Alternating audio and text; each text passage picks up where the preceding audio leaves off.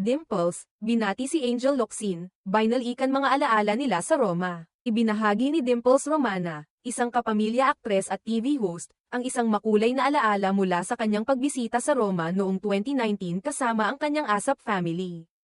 Sa kanyang Instagram post noong ika-23 ng Abril taong 2025, muling binalikan ni Dimples ang espesyal na karanasang iyon.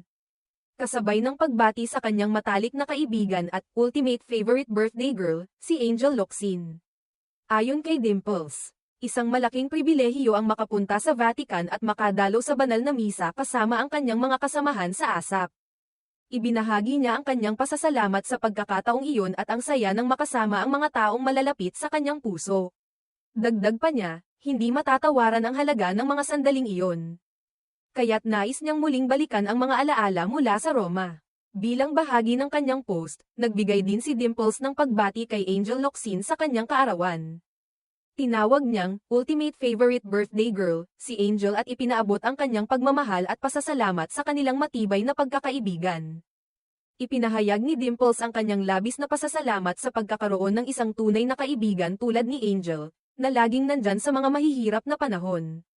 Samantala, matapos ang ilang taon ng pananahimik sa social media, nagbalik si Angel Locsin sa publiko noong Enero taong 2025. Inanunsyo niya sa kanyang ex, dating Twitter, account na naibalik na niya ang kontrol sa kanyang account na nahack noong 2022.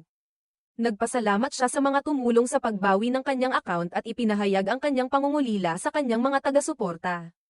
Ang kanyang asawa, si Neil Arce, ay nagbigay din ng kumpirmasyon sa pamamagitan ng kanyang Instagram story, na nagsasabing, account recovered. Ang pagbabalik ni Angel sa social media ay sinalubong ng masigabong suporta mula sa kanyang mga tagahanga at kaibigan sa industriya. Marami ang natuwa at nagpasalamat sa kanyang muling paglabas, na nagbigay ng pag-asa at saya sa mga sumusuporta sa kanya.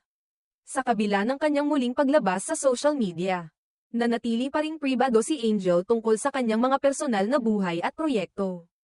Mas pinili niyang mag-focus sa mga bagay na mahalaga sa kanya at maglaan ng oras para sa kanyang pamilya at mga mahal sa buhay.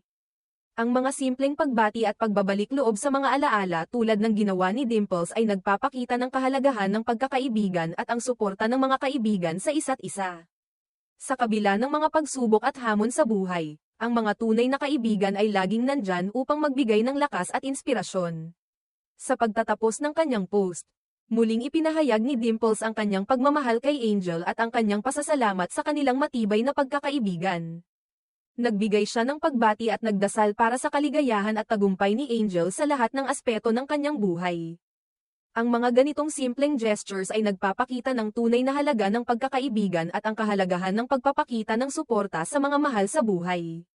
Sa kabila ng mga pagsubok, ang mga alaala at pagmamahal mula sa mga kaibigan ay nagbibigay ng lakas at pag-asa sa bawat isa.